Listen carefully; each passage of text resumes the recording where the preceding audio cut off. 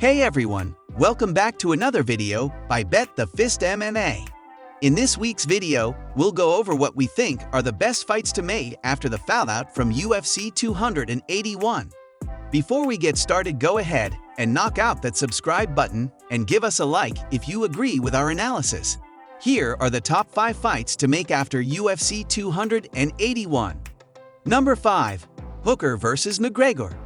After a sensational performance by Dan Hooker on Saturday night, we believe that now would be a perfect time for him to chase that proverbial red panty night with a returning Conor McGregor. After coming off of 2 losses, one to the current champ Islam Makhachev, and one to current featherweight contender Arnold Allen, Hooker was gifted a win in a relatively easy fight at UFC 281 against Claudio Puelles. Puelles showcased a one-dimensional BG style and offered absolutely no resistance on the feet, where Hooker was able to outclass him and eventually seal a TKO victory. Also coming off of 2 losses, both to perennial title contender Dustin Poirier, Conor McGregor is also chomping at the bit to get back into the fray. Currently ranked just behind number 12 Hooker at number 13, this fight makes sense for a multitude of reasons. Hooker has shown glimpses of potential and has fought the absolute pinnacle of the sport. He has, for most of his career, been knocking at the door of the top 5 and been rejected multiple times. If a challenge on the feet is what he's looking for, we believe that a waning Conor will be the one to give it to him. For Conor, this could also serve as a tune-up fight. We've seen that when Hooker is pressed, he tends to wilt. And if Conor is truly motivated to get back to the top of the sport, a win over Hooker would do wonders for those saying that his best days are behind him. Number 4. Gutierrez vs. Song. After hitting Frankie Edgar with a devastating knee, Gutierrez's stock is flying. Previously unranked, he looks at possibly being ranked within the top 15, with a real chance at fighting the highest echelon of MMA professionals.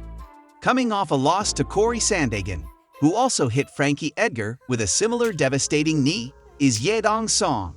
Currently ranked at number 10, this matchup could prove to be an exciting striking display of the highest levels.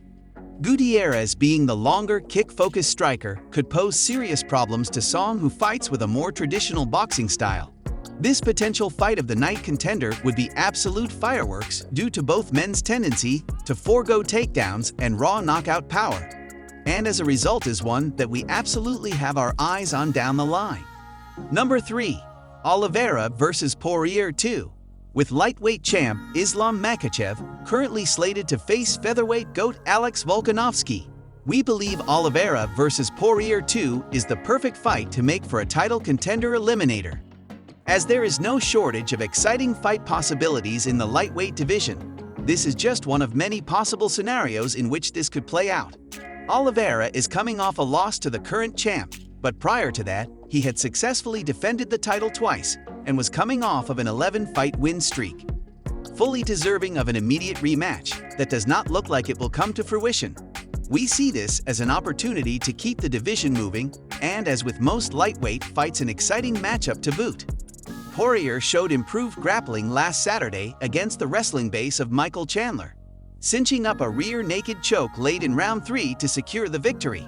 Should the title be what Poirier desires, there is an argument that a win over Chandler should be enough. In any other weight class, I might agree with you, but the stacked nature of the lightweight division makes it extremely difficult to give a title shot to anyone without a number of high-quality wins. Number 2.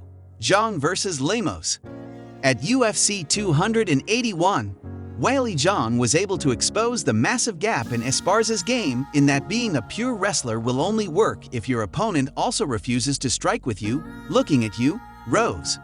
Regaining her title as the women's strawweight champ, we believe her next opponent will be another game striker with heavy hands in Amanda Lemos. Coming off of 2 quality victories, Lemos, currently ranked number 4, would be a perfect opponent stylistically for Zhang, and would make for an exciting fight that I'm sure fans would love. Both fighters prefer using their hands, which are absolute rockets, and both are also not afraid to take things to the mat and seek a submission. 30 of their combined 36 wins come by way of finish, so we can't imagine this one going the distance either. Given Rose's inactivity, Andrade fighting up a weight class at flyweight, and the rest of the top 7 coming off of losses. We feel that this is the only matchup that makes sense. Number 1. Pereira vs. Adesanya 2. I know I can't be the only one interested in having these two run it back for the 4th time. In all 3 of their highly contested fights, Adesanya looked to be cruising to a comfortable decision win. And in all 3 of their bouts, Pereira was able to muster up last-minute heroics to knock out one of the best middleweights of all time. Prior to this fight, Izzy was undefeated at middleweight and was practically running laps around the rest of the competition. Despite facing a diverse competition of wrestlers and strikers, he was able to remain undefeated until his boogeyman arrived to the scene. Pereira vs. Adesanya proved to be the fireworks show we all expected, with Adesanya nearly knocking Pereira out right at the end of the first round, where he was saved by the bell. It would be Pereira, with his granite hands and his iron chin, that would grit it out and finally find the ever-shifty Adesanya with his patented left hook to end the night.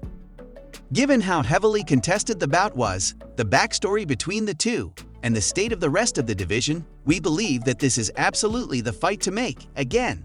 After all is said and done, UFC 281 proved to be an absolute success for the organization. We look forward to more fights, as well as the opportunity for more videos. Don't forget to hit that subscribe button with that Pereira left hook. Let us know, did you agree with our analysis? Think we're absolute casuals and don't know MMA? Please voice all your opinions in the comment section below, and we'll go 5 rounds or less defending our thesis. Thanks for watching. Bye-bye.